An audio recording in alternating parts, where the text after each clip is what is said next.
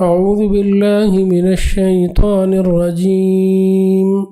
بسم الله الرحمن الرحيم.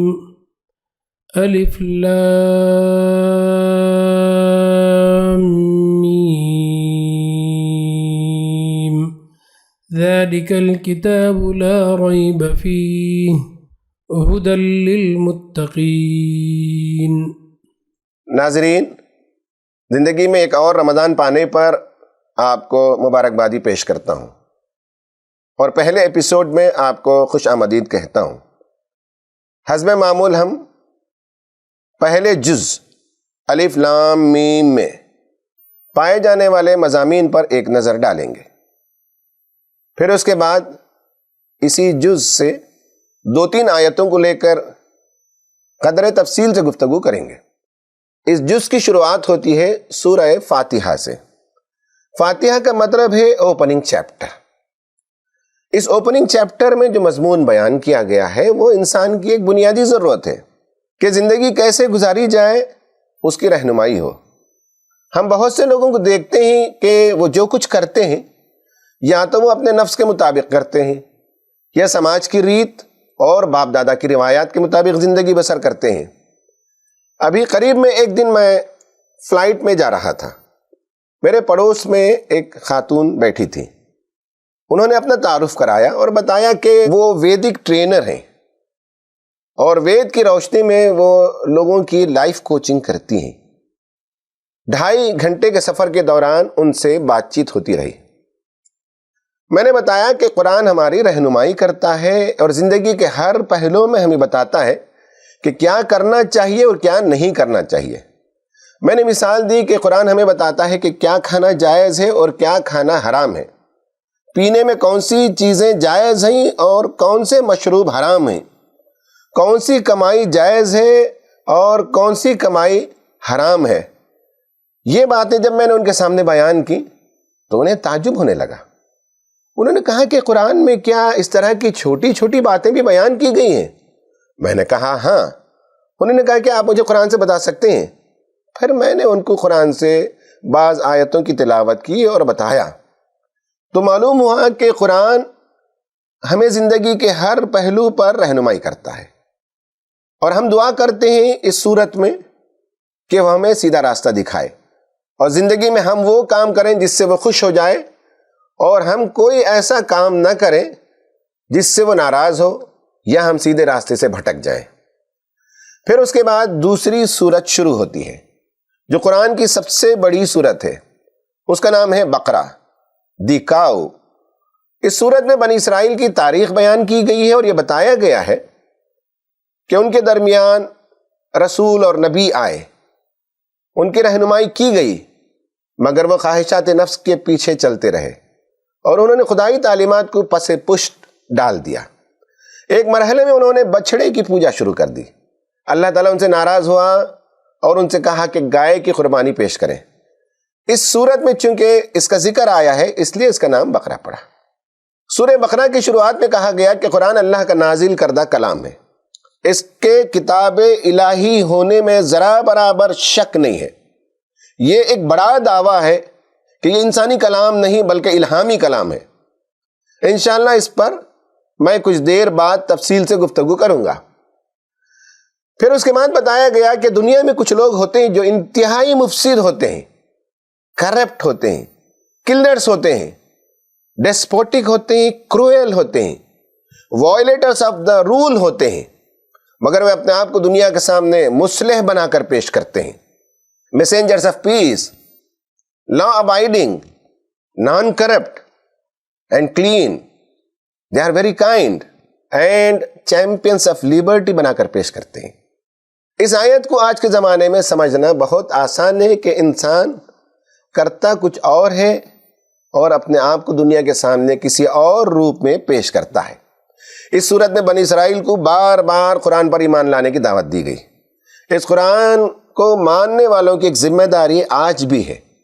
21 سینچری میں جہاں ہم رہتے ہیں وہاں ہماری یہ ذمہ داری بنتی ہے کہ دوسروں کو ہم اس کلام کی تعلیمات کی طرف بلائیں جس سے ان کی زندگیاں روشن ہو جائیں گی وَإِذَا قِيلَ لَهُمْ آمِنُوا كَمَا آمَنَ النَّاسِ وَإِذَا قِيلَ لَهُمْ آمِنُوا بِمَا أَنزَلَ اللَّهُ، یہ اور اس طرح کی آیتیں اس جز کے اندر آپ کو ملیں گی۔ آخر بات اس کا خلاصہ بیان کرتے ہوئے آپ کے سامنے پیش کرنا چاہوں گا کہ بنی اسرائیل کو یاد دلایا گیا کہ وہ اپنے عہد کو یاد کریں جو انہوں نے خدا سے کیے ہیں، یعنی خدا کی عبادت کریں گے، رسولوں کی اطاعت کریں گے اور پیغام حق کو دوسروں تک پہنچائیں گے۔ ایک رسول کے بعد جب بھی کوئی دوسرا رسول آئے گا ضرور اس پر ایمان لے آئیں گے، اس کی اطاعت کریں گے، مگر انہوں نے ان سارے وعدوں کو فراموش کر دیا، الہی تعلیمات کو انہوں نے گم کر دیا، اپنی کتاب کے اندر انہوں نے بے شمار تحریف کر دی، شرک کی گمراہی میں وہ مبتلا ہو گئے، جادو سے ان کی دلچسپیاں بڑھ گئیں جس نے ان کے ایمان کو راکھ کے ڈھیر میں بدل دیا، خدا کے احکام کو توڑنے کے لیے ہیلے بہانے تلاش کرتے رہے، آپس میں ایک دوسرے کا خون بہاتے تھے، بہت سے نبیوں کا انہوں نے قتل کیا، ایمان والوں سے انہیں حسد تھا اور چاہتے تھے کہ مسلمان بھی ان کی طرح گمراہ ہو جائیں۔ یہ باتیں قرآن نے مسلمانوں کو اس لیے سنائی کہ یہ برائیاں ان کے اندر، ان کی امت کے اندر پیدا نہ ہو جائیں۔ آخر میں بنی اسرائیل کے جد امجد اور مسلمانوں کے بھی محترم نبی حضرت ابراہیم علیہ السلام کا ذکر کیا کہ وہ شرک سے بیزار مخلص موحد تھے، انہوں نے توحید کا پہلا گھر بنایا، اپنے بچوں کو توحید پر پرورش کی اور ان کے بیٹوں اور پوتوں، اور انہوں نے اپنے بچوں کو موت کے وقت خدا کی مخلصانہ عبادت کی وصیت کی۔ اس پر یہ پارے کا خلاصہ ختم ہوتا ہے۔ خواتین و حضرات، اب ہم آج کے اہم اور خصوصی موضوع کو لیتے ہیں۔ آج کا موضوع ہے قرآن ایک مستند کتاب ہے، یعنی سبجیکٹ آف دا ڈے ہے آتھینٹسٹی آف دی ہولی قرآن۔ سورہ بقرہ کی شروعات ہے الف لام میم ذالک الکتاب لا ریب فیہ ھدی للمتقین۔ پھر آگے اور دو آیتیں آتی ہیں، وَإِن كُنتُمْ فِي رَيْبٍ مِّمَّا نَزَّلْنَا عَلَىٰ عَبْدِنَا فَأْتُوا بِسُورَةٍ مِّن مِّثْلِهِ وَادْعُوا شُهَدَاءَكُم مِّن دُونِ اللَّهِ إِن كُنتُمْ صَادِقِينَ فَإِن لَّمْ تَفْعَلُوا وَلَن تَفْعَلُوا فَاتَّقُوا النَّارَ الَّتِي وَقُودُهَا النَّاسُ وَالْحِجَارَةُ وَأُعِدَّتْ لِلْكَافِرِينَ۔ خواتین و حضرات، یہ چار آیتیں ہیں جو سورہ بقرہ سے میں نے لی ہیں۔ پہلے ان آیتوں کا ترجمہ سن لیں، پھر اس کے بعد ان آیتوں میں جو مضمون بیان کیا گیا ہے قدر تفصیل سے ہم اس پر بحث کریں گے۔ پہلی دو آیتوں میں کہا گیا کہ یہ اللہ کی کتاب ہے، اس کے کتاب الہی ہونے میں کوئی شک نہیں ہے، ہدایت ہے خدا سے ڈرنے والوں کے لیے۔ باقی جو دو آیتیں آئیں اس میں اللہ تبارک و تعالیٰ نے بتایا کہ اور اگر تمہیں اس امر میں شک ہے کہ یہ کتاب جو ہم نے اپنے بندے پر نازل کی ہے یہ ہماری ہے یا نہیں، تو اس کے مانند ایک ہی صورت بنا لاؤ، اپنے سارے ہم نواؤں کو بلا لو، ایک اللہ کو چھوڑ کر باقی جس کی چاہے مدد لے لو اگر تم سچے ہو تو یہ کام کر کے دکھاؤ۔ لیکن اگر تم نے ایسا نہیں کیا اور یقیناً کبھی نہیں کر سکتے تو ڈرو اس آگ سے جس کا ایندھن بنیں گے انسان اور پتھر، جو مہیا کی گئی ہے منکرین حق کے لیے۔ میں نے آپ کے سامنے یہ چار آیتیں پیش کی ہیں، آیت نمبر 1 اور 2، پھر آیت نمبر 23 اور 24۔ پہلی دو آیتوں میں یہ دعویٰ کیا گیا ہے کہ قرآن اللہ کی کتاب ہے، اس کے کتاب الہی ہونے میں ذرا برابر شک نہیں ہے۔ پھر آیت نمبر 23 اور 24 میں یہ چیلنج پیش کیا ہے کہ یہ انسانی کلام نہیں ہے، گویا ایک ہی بات ہے جس کے دو پہلو پیش کیے گئے، یا یہ کہیے کہ ایک ہی سکہ ہے جس کے دو رخ ہمارے سامنے آئے۔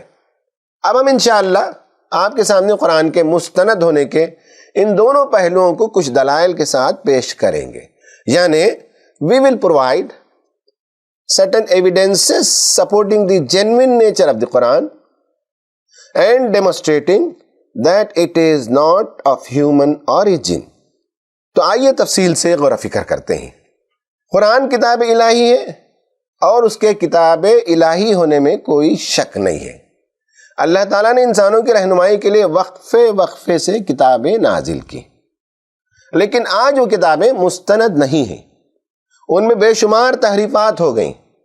لوگوں نے اس میں اپنے بڑوں کی سیرتیں جمع کر دیں، اپنے قوم کے قصے اور من گھڑت باتیں بھی شامل کر دیں۔ اب دنیا میں ان میں سے بہت سی کتابیں ایسی ہیں جو اس زبان میں موجود نہیں ہیں جس میں وہ نازل ہوئی تھیں، اب ان کے ترجمے ہیں جو اصل کتاب کا کبھی بدل نہیں ہو سکتی۔ اس لیے اب ان کتابوں کی سند مشکوک ہو گئی۔ قرآن واحد کتاب ہے جو آج بھی مستند ہے اور غیر محرف ہے۔ اس کے بے شمار دلائل ہیں، لیکن اس وقت آپ کے سامنے 4 دلائل پیش کروں گا، یعنی پروفس آف آتھینٹسٹی آف قرآن۔ اس میں پہلی دلیل یہ ہے کہ قرآن وہ کتاب ہے جس میں from address and to address موجود ہے۔ یہ آپ کو عجیب لگے گا، لیکن حقیقت میں یہ ہے کہ کسی کتاب کے الہی کتاب ہونے کے لیے یہ دونوں چیزوں کا ہونا ضروری ہے۔ قرآن کے کتاب الہی ہونے کی سب سے بڑی دلیل یہ ہے کہ اس کا مصنف بار بار کہتا ہے کہ میں رب کائنات ہوں، میں تمہارا اور تمہارے آباء و اجداد کا پیدا کرنے والا ہوں، میں نے یہ کتاب تمہاری طرف نازل کی ہے۔ کتاب کا نازل کرنے والا وہ خالق کائنات ہے جو اکیلا خدا ہے، جس نے کائنات کو بھی ایجاد کیا اور انسانوں کو بھی پیدا کیا۔ اس کا یہ کہنا ہے کہ اس کتاب کو میں نے بھیجا ہے۔ مثال کے طور پر ان آیتوں کو ملاحظہ کیجئے جو میں آپ کے سامنے پیش کر رہا ہوں۔ ایک آیت ہے وَإِنَّهُ لَتَنزِيلُ رَبِّ الْعَالَمِينَ نَزَلَ بِهِ الرُّوحُ الْأَمِينُ عَلَى قَلْبِكَ لِتَكُونَ مِنَ الْمُنذِرِينَ، یعنی یہ رب العالمین کے نازل کردہ چیز ہے، اسے لے کر تیرے دل پر امانت دار روح اتری ہے تاکہ تو ان لوگوں میں شامل ہو جو خدا کی طرف سے خلق خدا کو متنبع کرنے والے ہیں، یعنی منذرین تاریخ میں ہر زمانے میں آتے رہے اور آپ انہی میں سے ایک ہیں۔ ایک اور جگہ کہا وَأَنزَلْنَا إِلَيْكُمْ نُورًا مُبِينًا، لوگوں کو ایڈریس کر کے کہا کہ اے لوگو تمہارے پاس تمہارے رب کی جانب سے ایک حجت آ چکی ہے اور ہم نے تمہاری طرف ایک نور مبین اتار دیا ہے۔ ایک اور آیت آپ دیکھیے کہ اِنَّا نَحْنُ نَزَّلْنَا الذِّكْرَ وَإِنَّا لَهُ لَحَافِظُونَ، رہا یہ ذکر یعنی قرآن تو اس کو ہم نے نازل کیا ہے اور ہم خود اس کے نگہبان ہیں۔ کسی خط پر آپ کو پورا یقین اس وقت ہوتا ہے جب اس میں فرام اور ٹو ایڈریس موجود ہو، یعنی اس کا بھیجنے والا کون ہے یہ آپ کو معلوم ہونا چاہیے۔ اس میں مزید یقین اس وقت پیدا ہوتا ہے جب وہ آپ کے نام پر آیا ہوا خط ہو۔ کسی خط کے مستند ہونے کی یہ ایک دلیل ہے کہ اس میں فرم ایڈریس ہو اور ٹو ایڈریس یعنی بنام موجود ہو، من جانب کس کی طرف سے ہے اور بنام کس کے لیے ہے، یہ دونوں باتیں موجود ہونی چاہیے۔ آپ جس تصور کر کے دیکھیں کہ اگر آپ کو کسی بینک سے یا انکم ٹیکس سے یا کسی سرکاری شعبے سے کوئی خط آئے تو آپ پہلے یہ دیکھتے ہیں کہ اس کا بھیجنے والا کون ہے، اور دوسرا یہ دیکھتے ہیں کہ یہ آپ ہی کے نام کا خط ہے یا غلطی سے کسی دوسرے ایڈریس پر آ گیا ہے۔ جب ان دونوں باتوں کا اطمینان ہو جاتا ہے تو آپ اسے کھولتے ہیں، اسے پڑھتے ہیں، اس کے مطابق آپ کام کرنے لگتے ہیں۔ تو میں نے آپ کو فرام ایڈریس والی آیتیں بتائیں، اب ٹو ایڈریس والی آیتوں کا ملاحظہ کریں۔ نمبر 1 یہ کہ اللہ تعالیٰ نے کہا یا ایھا الناس قد جاءتکم موعظۃ من ربکم وشفاء لما فی الصدور وہدی ورحمۃ للمؤمنین۔ دیکھیں کہ اس میں اللہ تعالیٰ نے کہا کہ لوگوں تمہارے پاس تمہارے رب کی طرف سے نصیحت آ گئی ہے، یہ وہ چیز ہے جو لوگوں کے دلوں کے امراض کی شفا ہے، جو اسے قبول کر لیں ان کے لیے رہنمائی اور رحمت ہے۔ دوسری آیت دیکھیں لقد انزلنا الیکم کتابا فیہ ذکرکم افلا تعقلون، لوگو ہم نے تمہاری طرف ایک کتاب بھیجی ہے جس میں تمہارا ہی ذکر ہے، کیا تم سمجھتے نہیں ہو؟ تیسری آیت دیکھیے اتبعوا ما انزل الیکم من ربکم ولا تتبعوا من دونہ اولیاء قلیلا ما تذکرون، لوگو جو کچھ تمہارے رب کی طرف سے تم پر نازل کیا گیا ہے اس کی پیروی کرو اور اپنے رب کو چھوڑ کر دوسرے سرپرستوں کی پیروی نہ کرو مگر تم نصیحت کم ہی مانتے ہو۔ یہ پہلی دلیل ہے قرآن کی آتھینٹسٹی کے سلسلے میں۔ دوسری دلیل وہ ہے قرآن از اے ریویلڈ بک، یعنی قرآن وحی کے ذریعے بھیجی گئی کتاب ہے، الہامی کتاب ہے۔ وحی کی نوعیت سے اس زمانے میں ابراہیمی مذاہب کے تمام لوگ واقف تھے کہ وحی کیا چیز ہوتی ہے۔ انہیں معلوم ہے کہ اللہ تعالیٰ انسانوں کی رہنمائی کے لیے کلام فرشتوں کے ذریعے انسانوں میں منتخب شدہ افراد تک پہنچاتا ہے۔ وحی وہ چیز ہوتی ہے جس کے ذریعے خدا ہمیں پہچانواتا ہے۔ اگر وحی گم ہو جائے تو خدا کی ہستی کو پہچاننا مشکل ہو جاتا ہے۔ آج دنیا میں موجود بہت سی مذہبی کتابوں کے ساتھ یہ ٹریجڈی ہے کہ ان کے بارے میں یقین سے نہیں کہا جا سکتا کہ اس کتاب کو خدا نے اتارا ہے۔ دلیل نمبر 3 پر آتے ہیں۔ دلیل نمبر 3 یہ ہے کہ یہ کتاب ایک محفوظ کتاب ہے اور کروڑوں لوگوں کے سینوں میں آج بھی محفوظ ہے۔ اے بک میمورائزڈ بائی ہارٹ بائی ملینز۔ اس پر ہم اور کچھ روشنی ڈالیں گے۔ قرآن اللہ تعالیٰ کی طرف سے نازل کردہ کتاب ہے۔ اس کی دلیل میں اللہ تعالیٰ نے فرمایا کہ قرآن نازل ہم کر رہے ہیں، آپ اسے حفظ کرنے یاد کرنے کے لیے عجلت نہ کریں، ہم آپ کو پڑھا دیں گے، آپ کے سینے میں جمع کر دیں گے، پھر جب ہم پڑھا رہے ہوں تو آپ اس پر توجہ دیں، پھر اس کی تفصیلات بیان کرنا بھی ہماری ذمہ داری ہے۔ یہ اللہ تعالیٰ نے نبی کریم صلی اللہ علیہ وسلم کو تسلی دیتے ہوئے کہا لا تحرک بہ لسانک لتعجل بہ ان علینا جمعہ وقرآنہ فاذا قرأناہ فاتبع قرآنہ ثم ان علینا بیانہ۔ خواتین و حضرات، آپ تصور کریں کہ ایک پروفیسر کئی سال تک لیکچر دیتا رہا اور اس کے کئی شاگرد اس کی دنیا سے جانے کے بعد یہ طے کرتے ہیں کہ پروفیسر صاحب کی ساری باتوں کو ہو بہو من و ان کتاب کی شکل میں جمع کر دے۔ یہ بالکل ناممکن سی بات ہے۔ ہاں، اگر وہ 2 کنڈیشنز کا خیال رکھے ہوتے تو پھر پروفیسر صاحب کی باتوں کو کتابی شکل میں لے آنا ان کے لیے آسان ہے۔ نمبر 1 یہ ہے کہ جب وہ لیکچر دے رہے تھے اس وقت انہوں نے اسے قلم بند کر لیا ہو، اور دوسری طرف یہ کہ انہوں نے اسے حفظ بھی کر لیا ہو تاکہ بعد میں دونوں کا کمپیریزن کرنا آسان ہو سکے، چونکہ لکھی ہوئی باتوں میں بھی غلطیوں کا امکان ہوتا ہے۔ کبھی املا غلط ہو جاتی ہے، کبھی پیپر کو دیمک چاٹ جاتی ہے، کبھی اس میں پانی گر کے لیٹرز اس کے خراب ہو جاتے ہیں، اور کبھی پیپرز اور پیجز گم ہو جاتے ہیں۔ تو دنیا کی کسی کتاب کے بارے میں اس کے ماننے والے ان دونوں چیزوں کے بارے میں یقین سے نہیں کہہ سکتے کہ ان کی وہ مذہبی کتابیں اسی زمانے میں جب وہ نازل ہو رہی تھی اپنی مکمل شکل میں لکھ لی گئیں اور مکمل شکل میں یاد بھی کر لی گئیں۔ مذہبی کتاب کے دعوے داروں کو یہ دونوں دلیلیں پیش کرنی ہوں گی اگر وہ کہتے ہیں کہ یہ کتاب خدا کی نازل کردہ کتاب ہے، یہ ویسی ہی ہے جیسے کہ نازل ہوئی۔ دنیا کی کوئی کتاب اس معاملے میں قرآن کا مقابلہ نہیں کر سکتی۔ قرآن جس زمانے میں نازل ہو رہا تھا اسی زمانے میں نبی صلی اللہ علیہ وسلم پہلے مردوں کی مجلس میں جاتے اور ان آیتوں کو سناتے اور تلاوت فرماتے جو آج ان پر نازل ہوئی، پھر آپ عورتوں کے خاص مجموعے میں جاتے جتنے کچھ اس وقت ایمان لا چکے تھے اور ان کے درمیان آپ قرآن کی آیتوں کو سناتے۔ پھر اس زمانے میں جتنے لوگ لکھنا پڑھنا جانتے تھے ان میں سے بعض لوگوں کو آپ نے اس کام پر مامور کیا تھا کہ نازل شدہ آیات کو وہ ضبط تحریر لا لیں تو ان کتابوں کو لکھا جاتا تھا۔ آپ خود حکم فرماتے تھے کہ فلاں آیت کو فلاں آیت کے بعد رکھو، فلاں سورت کو فلاں سورت کے بعد رکھو، اور اس زمانے میں لوگ اس کو پیپرز میں، ہڈیوں میں، چمڑیوں میں لکھ کر محفوظ کر لیتے تھے۔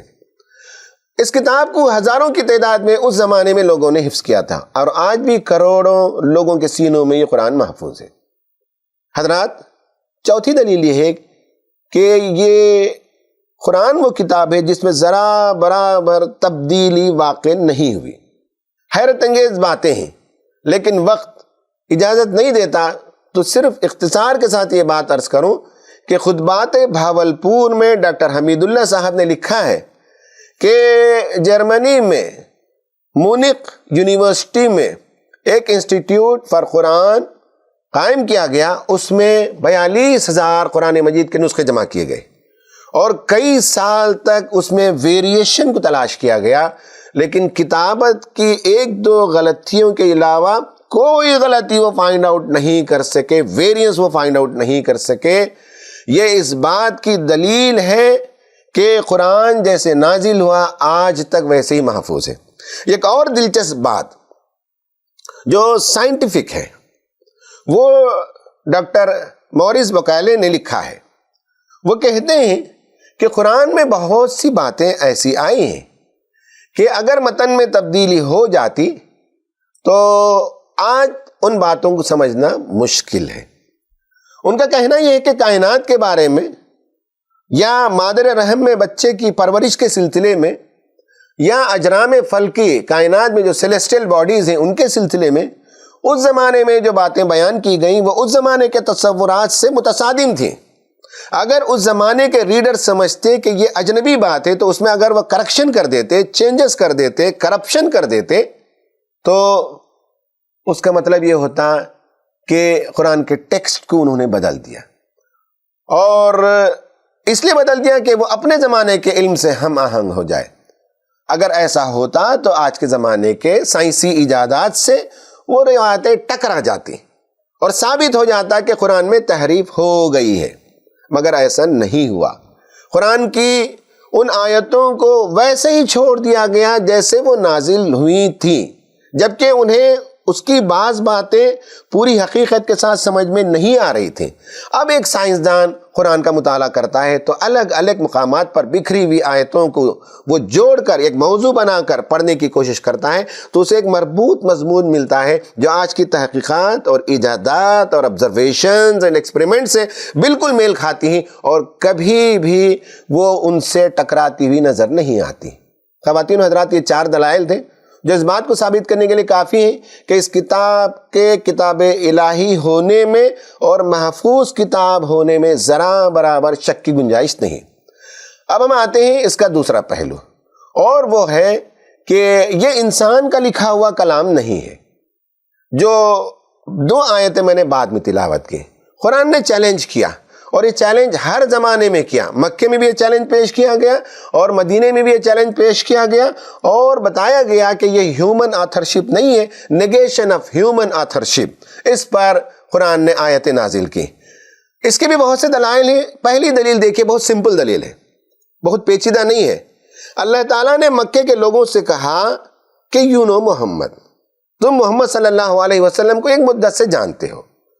قرآن نے کہا وَمَا كُنْتَ تَتْلُو مِن قَبْلِهِ مِن كِتَابٍ وَلَا تَخُطُّهُ بِيَمِينِكَ إِذًا لَارْتَابَ الْمُبْطِلُونَ، یعنی یہ کہا کہ اے نبی صلی اللہ علیہ وسلم، تم اس سے پہلے کوئی کتاب نہیں پڑھتے تھے اور نہ اپنے ہاتھ سے لکھتے تھے، یعنی آپ پڑھنا اور لکھنا دونوں نہیں جانتے تھے۔ اگر ایسا ہوتا تو باطل پرست لوگ شک میں پڑ جاتے۔ یعنی انہیں بتایا گیا کہ جب تم جانتے ہو کہ محمد صلی اللہ علیہ وسلم نہ پڑھنا جانتے ہیں نہ لکھنا جانتے ہیں، تو یہ کیسے ممکن ہے کہ اچانک 40 سال کی عمر میں آپ کی زبان مبارک سے جو حکیمانہ کلام جاری ہو رہا ہے وہ آپ کی تصنیف ہے۔ اس دلیل کو مکے کے لوگ رد نہیں کر سکتے تھے، اور جن لوگوں نے اسلام قبول کیا انہوں نے گواہی دی کہ ہم زبان و ادب کے ماہر ہیں، شعر و شاعری کے تمام اصناف سے واقف ہیں، اور محمد صلی اللہ علیہ وسلم کی ذاتی زندگی سے بھی ہماری واقفیت ہے۔ اور اب آپ جو کلام پیش کر رہے ہیں وہ انسانی ادب اور شاعری سے بالاتر ہے، اور آپ کی 40 سالہ زندگی میں ہم نے کبھی ایسی باتیں نہیں سنی، اچانک ہمیں وحی کے نزول کے بعد سننے کو مل رہی ہیں، لہٰذا یہ انسانی کلام نہیں ہے۔ اسی سے یہ نکتہ بھی نکلتا ہے کہ کسی طرح سے بھی یہ کتاب انسانی کتاب نہیں، انسان اس کا مصنف نہیں۔ اس لیے عربوں کو چیلنج پیش کیا گیا کہ تم محمد کو جانتے ہو اور کسی بھی صورت میں وہ اس کتاب کے مصنف نہیں ہو سکتے، اگر وہ ہو سکتے ہیں تو تم کیوں نہیں ہو سکتے؟ مگر یاد رکھو یہ تمہارے بس کی بات نہیں ہے۔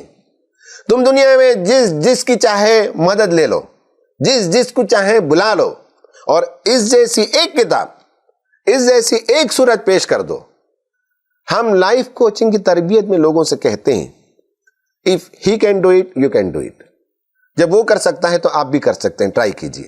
اس نے جیسے کچھ کیا ہوگا، جس ترتیب سے یہ کام کیا ہوگا، آپ بھی یہ کام کر سکتے ہیں. تو اگر رسول صلی اللہ علیہ وسلم نے لکھا ہے تو تم بھی لکھ کر دکھا دو. وَإِن كُنتُمْ فِي رَيْبٍ مِّمَّا نَزَّلْنَا عَلَىٰ عَبْدِنَا فَأْتُوا بِسُورَةٍ مِّن مِّثْلِهِ. ایسی ایک صورت ہی لے کر آؤ.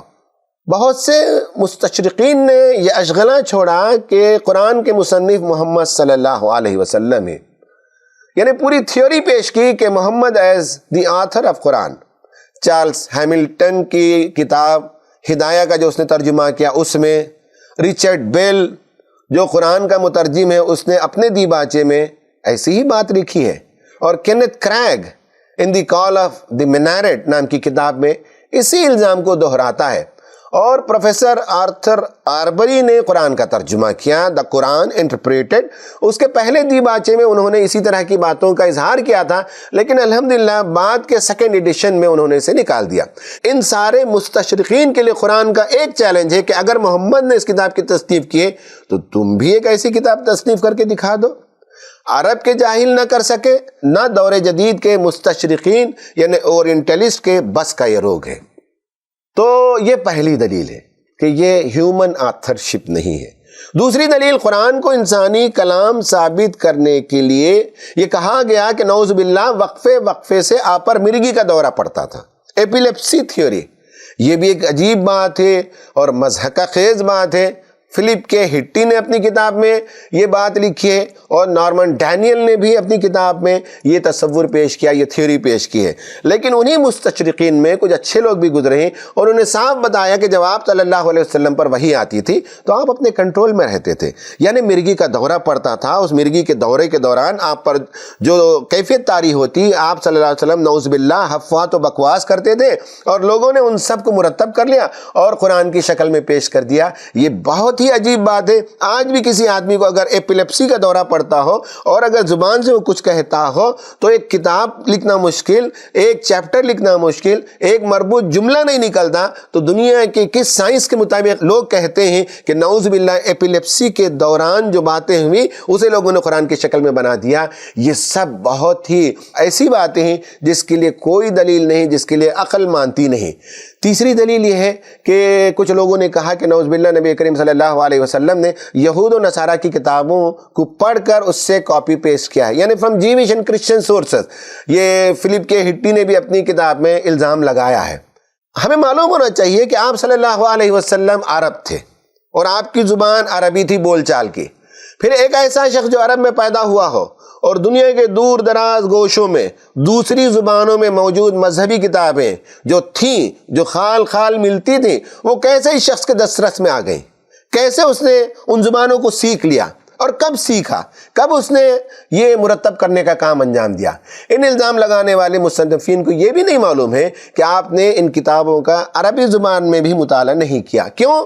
اس لیے کہ تورات کا پہلا عربی نسخہ 900 سن عیسوی میں وجود میں آیا، یعنی آپ صلی اللہ علیہ وسلم کی دنیا سے جانے کے کم از کم 300 سال بعد تورات کا پہلا عربی ترجمہ شائع ہوا. جہاں تک عربی انجیل کی بات ہے، اس کا قدیم ترین نسخہ 1616 سن عیسوی میں شائع ہوا، یعنی آپ صلی اللہ علیہ وسلم کی دنیا کے جانے سے تقریباً 1000 سال بعد پرنٹ ہوا. اب یہی الزام لگانے والے بتائیں کہ تورات اور انجیل کو آپ نے عبرانی اور آرامی زبان میں پڑھا یا عربی زبان میں، اور دونوں کے سلسلے میں کوئی دلیل پیش کرنی ہوگی. اس سے معلوم ہوتا ہے کہ بعض مرتبہ ضد اور ہٹ دھرمی میں لوگ ایسی جاہلانہ باتیں کہہ جاتے ہیں جس کا سرا کہیں نہیں ملتا، اور گھن آتی ہے کہ اسے علمی تحقیق کے نام سے وہ لوگ پیش کرتے ہیں. آخری بات وہ یہ ہے کہ نبی کریم صلی اللہ علیہ وسلم کے بارے میں جو الزام وہ لگاتے ہیں، ان میں سے ایک الزام جسے آخری دلیل کے طور پر میں آپ کے سامنے پیش کرنا چاہتا ہوں، وہ خود قرآن دلیل دیتا ہے. وہ یہ ہے کہ آپ امی میں پیدا ہوئے. امی لکھنا پڑھنا نہیں جانتا، لیکن اس نے یہ کتاب اگر پیش کر دی ہے تو اس کا مصنف وہ نہیں ہے، هو الذی بعث فی الامیین رسولا منہم یتلو علیہم آیاتہ ویزکیہم ویعلمہم الکتاب والحکمہ وإن كانوا من قبل لفی ضلال مبین۔ تو یہ آیت بتاتی ہے کہ وہی ہے جس نے امیوں کے اندر ایک رسول خود انہی میں سے اٹھایا، جو انہی اس کی آیات کو سناتا ہے، ان کی زندگی کو سنوارتا ہے اور ان کو کتاب اور حکمت کی تعلیم دیتا ہے، حالانکہ اس سے پہلے وہ لوگ کھلی گمراہی میں پڑے ہوئے تھے۔ تو امی پروفٹ کا مطلب کیا ہے؟ امی کے کئی معنی بیان کیے گئے ہیں۔ امی کا ایک معنی تو یہ ہے کہ آدمی پڑھا لکھا نہیں ہے۔ اس کا دوسرا معنی یہ بیان کیا گیا ہے کہ وہ شخص عرب قوم کا ہے، اس لیے کہ عرب قوم کو بھی امی کہا گیا۔ اس کا تیسرا معنی یہ بیان کیا گیا ہے کہ کوئی فرد جس کا کوئی استاد نہ ہو اسے بھی کہا جاتا ہے امی۔ اور اس کا چوتھا مفہوم یہ بیان کیا گیا کہ انسان جب ماں کے پیٹ سے آتا ہے تو اس وقت اس کی جو کیفیت ہوتی ہے، علمی کیفیت، کہ ابھی لرننگ شروع کرتا ہے، تو اس کے لیے بھی امی کہتے ہیں۔ تو آپ صلی اللہ علیہ وسلم ان میں سے ہر پہلو سے امی تھے، اور ایک امی کی زبان سے اتنی حکمت بھری باتیں اور زندگی کے ہر گوشے کا احاطہ کرنے والی تعلیمات کا دنیا کے سامنے پیش کرنا اس بات کی دلیل ہے کہ یہ کتاب انسانی کتاب نہیں ہے۔ خواتین و حضرات، یہ دو پہلو تھے، ہر پہلو پر ہم نے 4 دلائل پیش کی۔ اللہ تعالیٰ سے دعا ہے کہ ہمیں قرآن مجید کی حقانیت، صداقت اور اس کی سند کو تسلیم کرنے، سمجھنے کی توفیق عطا فرمائے اور اس کے مطابق اپنی زندگیوں کو سنوارنے کی توفیق عطا فرمائے۔ آمین۔ وآخر دعوانا ان الحمدللہ رب العالمین۔